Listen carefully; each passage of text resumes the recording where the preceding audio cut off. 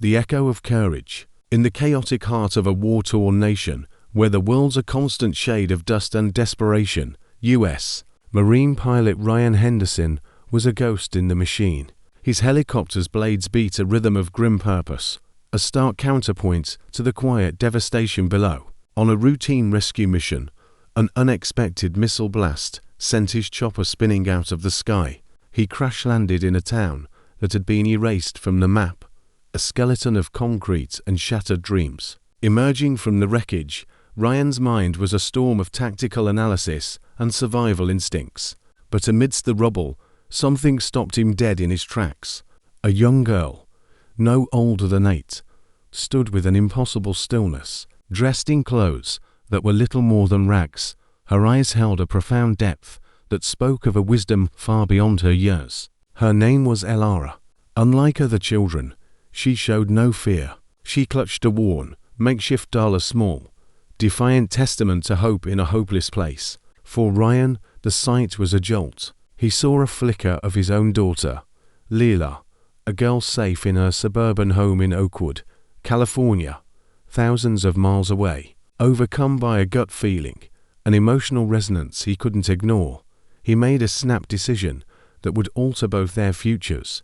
With a gentle touch that felt alien to his hardened hands, he knelt and offered her a promise: safety, a new life, a world without the endless thump of war. Elara, in a display of trust that was both humbling and absolute, simply nodded and placed her tiny, grimy hand in his. Their journey back to the US was more than a flight, it was a bridge to a new life. Ryan navigated the bureaucratic labyrinth of international adoption, and with every paper signed, he felt the weight of his commitment grow.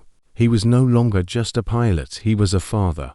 He was bringing Elara to a new world, one of sprawling green lawns and noisy suburban streets. The transition to life in Oakwood was a quiet revolution for Elara. She was a sponge, absorbing everything with wide, curious eyes. The vibrant colors of American supermarkets, the laughter in school hallways, the simple joy of chasing fireflies in the backyard, it was all a wondrous mystery.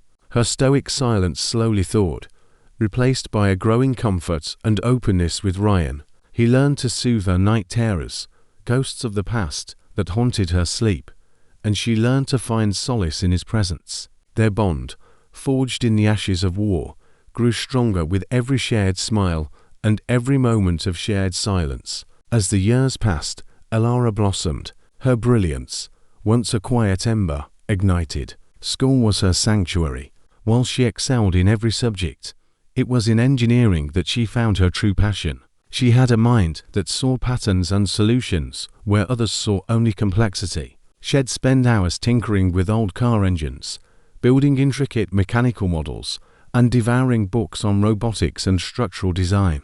Ryan, immensely proud, fueled her passion, buying her engineering kits and arranging meetings with local innovators. Their home became a laboratory of shared projects, their laughter echoing through the halls as they solved complex puzzles together.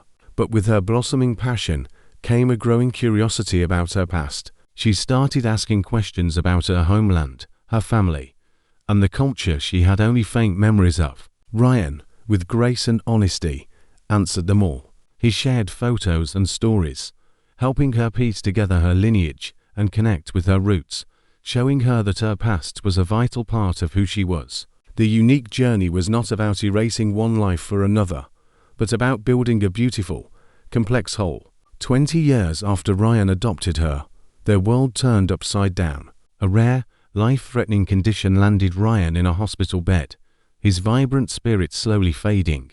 The doctors were at a loss, but an international medical consortium offered a sliver of hope, a groundbreaking experimental procedure. The catch: it required a unique, rare mineral, found only in the region of the war-torn country where Ryan had found Elara all those years ago. The mineral was controlled by a dangerous warlord, a notorious figure who saw the land as his personal fiefdom. The news hit Elara like a physical blow. The man who had been her rock, her guardian, was now in desperate need, and she was his only hope.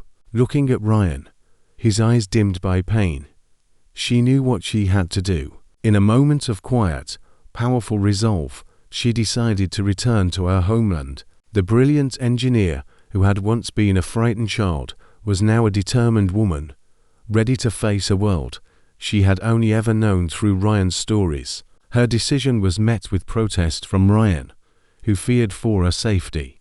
But Elara was immovable. This wasn't just a rescue mission. It was a repayment of a debt of love. She was going back to the place that had given her life, to save the man who had given her a life worth living.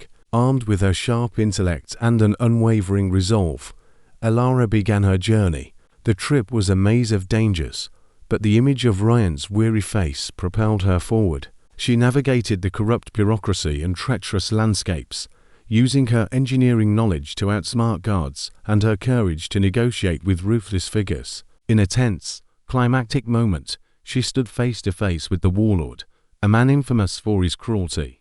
But Elara, drawing on a strength she hadn't known she possessed, devised a brilliant plan. She used her skills to extract the mineral from an old, abandoned mine, creating a system that bypassed the warlord's checkpoints and rendered his power play useless. With the precious mineral in her hands, she began the grueling race back home. She was battling against time and her own exhaustion, but the fear of being too late was a potent fuel. When she finally arrived back in the United States, she was a different person. Her eyes held a new depth, a reflection of the complex journey she had completed. She rushed to the hospital, a small container clutched in her hand like a sacred relic. The doctors worked swiftly.